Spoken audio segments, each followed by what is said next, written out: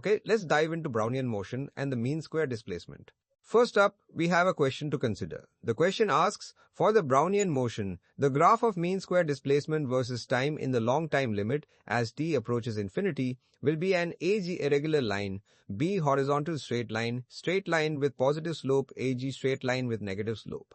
To answer this, we need to understand mean square displacement, or MSD. For a particle undergoing Brownian motion, the mean square displacement, which we write as the average of r squared at time t, has a very predictable relationship with time. This relationship is given by the Einstein-Smoluchowski relation, specifically for d dimensions. It tells us that the average r squared at time t is equal to 2 times d times d times d times d. Here's what those symbols mean. The average of r squared at 1 inverse time t is our mean square displacement, at time td is the dimensionality. For example, 1, 2 or 3 dimensions.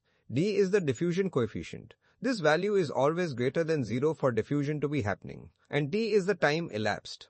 Let's analyze this relationship a bit more closely. The formula is the average of r squared at time t equals 2 times d times d times d. This looks exactly like a linear equation in the familiar form y equals mx. Here, y corresponds to the average r squared at time t, our mean square displacement. X corresponds to t, the time, and m corresponds to t, the time, and m corresponds to 2 times d, which represents our slope. Now, since d is the dimensionality, it's a positive integer, and d is the dimensionality, it's a positive integer. Coefficient, which is positive for diffusion, the slope m, which is 2 times d, is always going to be a positive value. So, considering the long time limit as t goes towards infinity, the relationship the average of r squared at time t equals 2 times d times d times d times t clearly shows that as t increases, the average of r squared at time t increases linearly. This means the graph plotting the average r squared at time t versus t is going to be a straight line. Also notice that at time t equals 0, the average of r squared at time 0, the average of r squared at time 0 is 0. So the line starts right at the origin. And as we just saw, the slope of this line is 2 times d, and that slope is positive. Now we can evaluate our options based on this analysis. We've concluded that the graph of mean square displacement versus time is a straight line with a positive slope.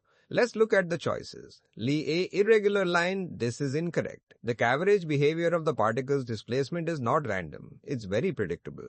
B horizontal straight line, incorrect. If it were horizontal straight line, incorrect. If it were horizontal, it would mean the MSD doesn't change over time, but we see it increases with diffusion. BC straight line.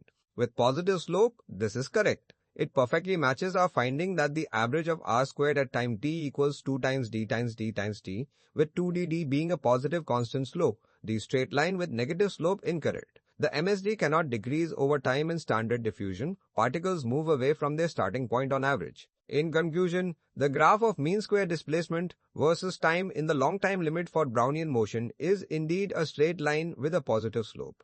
Therefore, the final answer is C.